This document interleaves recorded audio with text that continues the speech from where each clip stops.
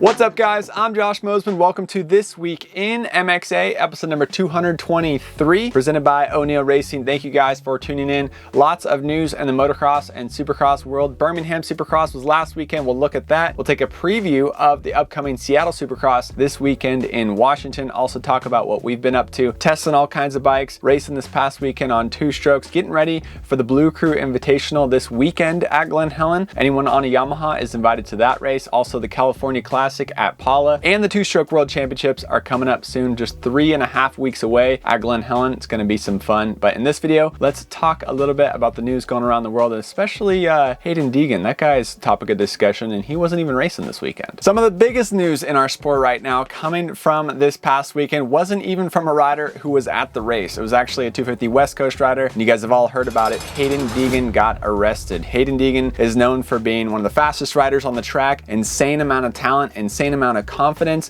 and he has a personality that people either love or they hate. And this past weekend, he got himself into some trouble. It sounds like he was respectful with the officer in the situation. He ended up getting arrested this past Friday, and Haiden Deegan was doing donuts in an empty parking lot, and cop turned his lights on, turned his sirens on. The report says that he does another donut and then he parks it. Of course, he wasn't doing the donut in just a regular old beater car. He was doing it in his Audi R8, and he was also carrying fake IDs with him as well. Wait, you changed your name to McLovin? So he had 2 fake IDs, plus the report says he has 2 IDs from somebody else in his wallet when they were going through it. So Haiden obviously went to jail. He was in there just for a couple hours, released on bail for $1,000. So Haiden Deegan did get arrested last weekend, but he's back. Going to be racing this weekend at the Seattle Supercross, and it'll be interesting to see how the interviews go this weekend, how his on-track racing goes this weekend, if he goes faster than ever. Not the news that we expected to hear last weekend, but it is important to get the details out there. He wasn't street racing down the freeway. He was doing donuts in a parking lot, and it was the combination of that, driving a sports car, and also having the fake IDs that did end up getting him arrested. So crazy news from our industry. Tough luck for the Star Racing Yamaha team. One rider got arrested this past weekend. The other rider broke his leg. Max Anstey was doing awesome in the 250 East Coast Championship. Unfortunate to see him go out in qualifying last weekend. So lots of crazy stuff going on in our world right now. So with Max Anstey being out of the championship and out for the night in Birmingham, it opened up the points lead for Tom Vial at the top of the 250 East Coast Championship. Seth Hammaker, he was coming off his first win in a long time at the Indianapolis East-West Showdown, and he rode awesome. He was the fastest qualifier at Birmingham, and he was also won the second and third main events in the 250 class. So he did great. Cool to see some positive news for the Pro Circuit Kawasaki team after so many injuries and so many struggles for them recently. So good for Seth Hammaker, and awesome just to see him continue to build back his career, and the hard work is paying off. So everybody's been saying the same thing. He moved to Florida, started training with the Lawrences, starting training at the Dog Pound where the Lawrence brothers train, and now look at him. He's at the top step of the podium at the Indianapolis East-West Shootout, and then at the Triple Crown, he won 2 out of the 3 races. Unfortunately, crashed in the first one, so he finished 9th, first, and got him a 4th overall, but still some positive momentum for Seth Hammaker. Of course, Nate Thrasher, he stayed consistent, 3-3-2, and got the win. Also a great comeback story for him after he broke his finger. Reports say he actually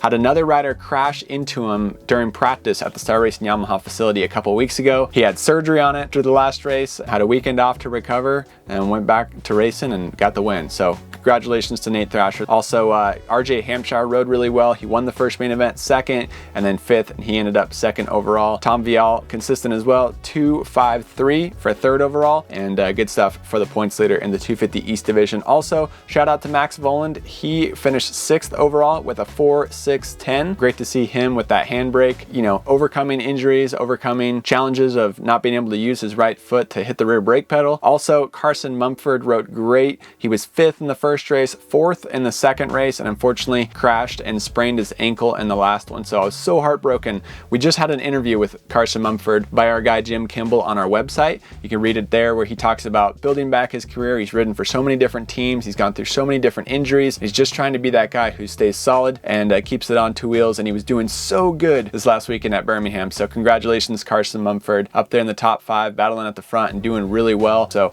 excited for Carson Mumford and glad it wasn't worse. Of course, course, in the 450 class, Chase Sexton and Cooper Webb tightened up the points championship. Cooper had a 15-point lead on Chase Sexton going into this race, but it got chopped almost in half. Now it's just an 8-point lead in the championship for Cooper Webb. Chase Sexton went 1-1-2. Cooper Webb went down in that first race. He went 7-4-1 and got 4th overall. So definitely tightened things up in the championship, made things a lot more exciting in the 450 class. Cooper Webb, he did get lucky that it was a Triple Crown where he crashed. If he would have got 7th in a regular main event, it would have changed the points standings a lot. 7-4-1 kind of minimized the damage for him. He got 4th overall, didn't lose too many points, but he did lose 7 points. So 450 standings are a lot tighter now. Of course, it was a bummer for Ken Roczen. He went 4-6-4 for 5th overall, but the big story is that he separated his AC joint in his shoulder on Friday before the weekend off, just a week ahead of the Birmingham Supercross in Alabama. So super bummed for Ken Roczen. He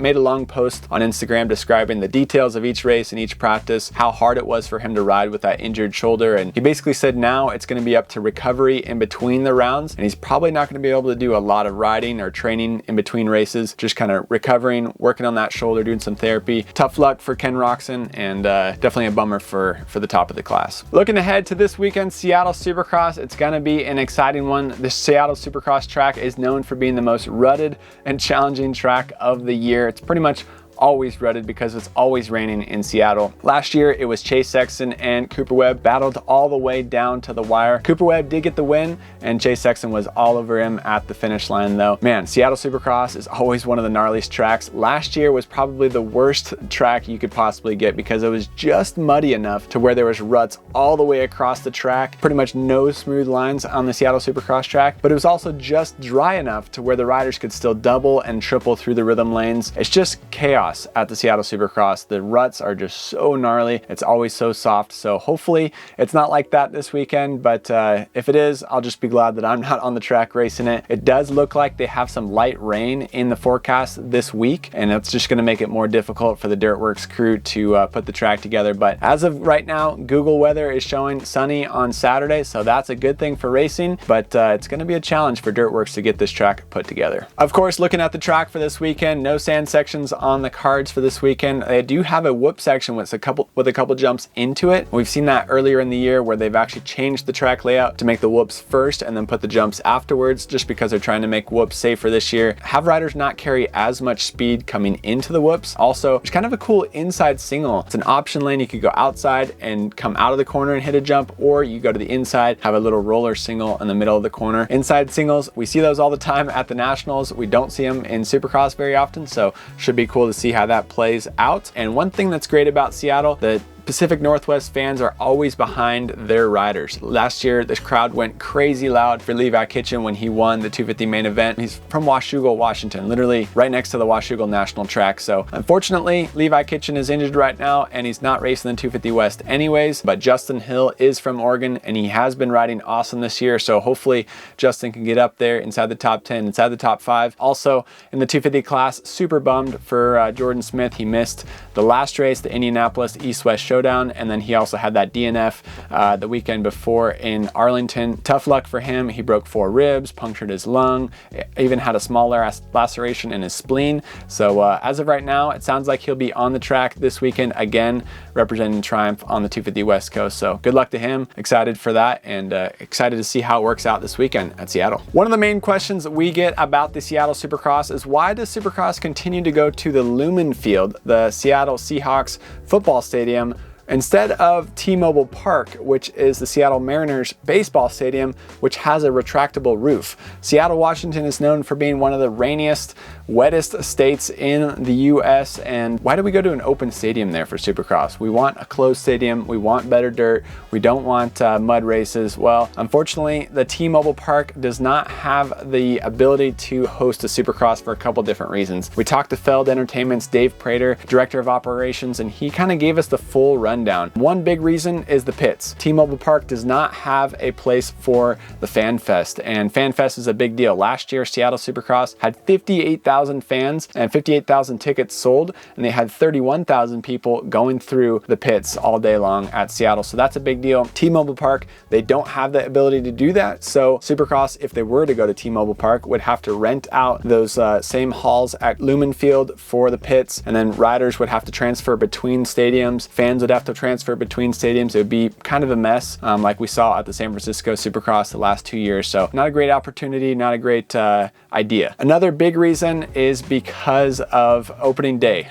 Baseball season and the Seattle Mariners opening day is actually this Thursday. It's like right now. So that's a big reason you can't go there. But the real reason that you can't go to T-Mobile Park and have a Supercross there, even though it would be really nice, is because they don't have great big doors to drive trucks in and out of, and to bring dozers in, loaders in, skid steers in. They don't have the ability to haul equipment and dirt into the stadium. The field is very set up for baseball, set up for soccer, but not even really set up for concerts. To host a concert in there, they actually have to crane in the stage, the TVs, the sound equipment. They have to use cranes to get it in, and unfortunately we can't crane in loads and loads of dirt. So that's the main reason that we're not racing inside that covered stadium in Seattle this weekend. Looking forward to Seattle Supercross coming up this weekend. And of course, Seattle is also another round of the MXA Fantasy League. It's free to download, free to play. Check out the MXA Fantasy League app on the App Store right now if you don't have it already. This year it's brought to you by Onyx Off-Road. Onyx Off-Road has all kinds of maps for your dirt bike, UTV, or off-road truck.